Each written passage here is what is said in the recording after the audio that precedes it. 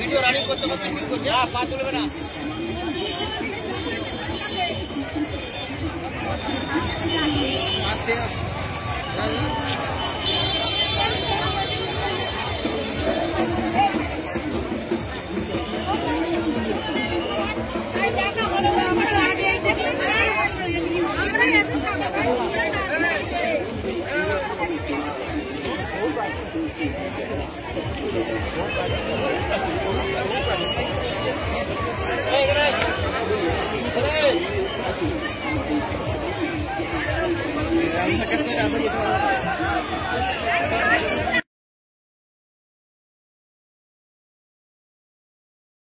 কি বলবেন এই রথ সম্বন্ধে?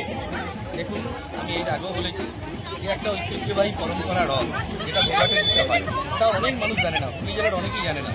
এটা আমার দৃষ্টিতে আমি যে এই মেলায় এসে এতটা আনন্দ উপভোগ করছি যে একটা পুরনো ঐতিহ্য মেনে রথটাকে এখনো ধরে রেখেছে এখানকার মানুষকে ধন্যবাদ জানাচ্ছি যে রাবণকে বধ করার পর রামচন্দ্রের যে বিজয় উল্লাস, তার পরিপ্রেক্ষিতে যে বিজয় রথ, সেটা নাকি গোঘাটে দিতে হয়। আর সেই প্রেরণাতেই আমি এখানে এসেছি, এসে দেখলাম খুব আনন্দ হচ্ছে, খুব ভালো লাগছে।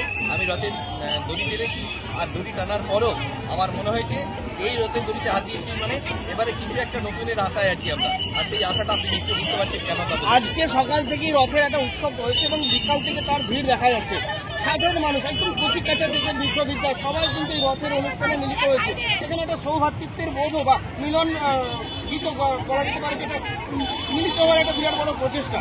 এটা কি দেখছে কিভাবে? হ্যাঁ, এটা তো ঠিকই আছে, মেলা মানে মিলন, যেহেতু এটা রথের মেলা, সেই জন্য সর্বধর্ম সমন্বয় নির্বিশেষে, জাতি বর্ণ নির্বিশেষে সকলেই এখানে এসেছেন, সকলেই মেলাটা উপভোগ করছেন। সবাই তার মতো করে যে যার কিছু জিনিস কিনছেন, কেউ খাওয়া দাওয়া করছেন, কেউ জিনিস কিনছেন, কেউ আর এখানকার যে শিল্প অর্থাৎ বাঁশের ঝুড়ি পেতে চেয়ারি কুলো, এগুলো বেশি বিক্রি হচ্ছে। মূলত এটাকে কেন্দ্র করেই মেলাটা আর হ্যাঁ, আমরা ঠিক পেয়েছি এই যে এরকমই।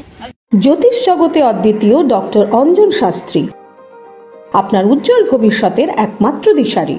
Call for booking 7477886099 or log in www.anjanshastri.com। Download করুন আমাদের exclusive mobile app astro Anjan.